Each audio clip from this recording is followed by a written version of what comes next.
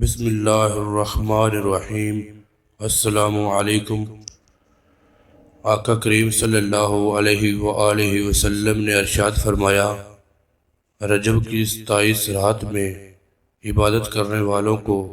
100 سال کی عبادت کا ثواب ملتا ہے۔ جس نے اس رات میں 12 رکعت نماز اس طرح پڑھی کہ ہر رکعت میں سورہ فاتحہ پڑھ کر قرآن حکیم کی کوئی سورت پڑھی اور 2 رکعت پر تشہد، اس کے بعد درود اور اس کے بعد پھر سلام پھیرے اور 12 رکعتیں پڑھنے کے بعد 100 مرتبہ سبحان اللہ والحمد للہ ولا الہ الا اللہ واللہ اکبر اور پھر 100 مرتبہ استغفر اللہ ربی من کل ذنب واتوب علیہ اور 100 مرتبہ درود شریف پڑھے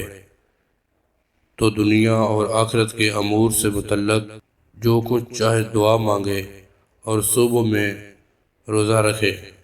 تو یقیناً اللہ تعالیٰ اس کی تمام دعائیں قبول کرے گا۔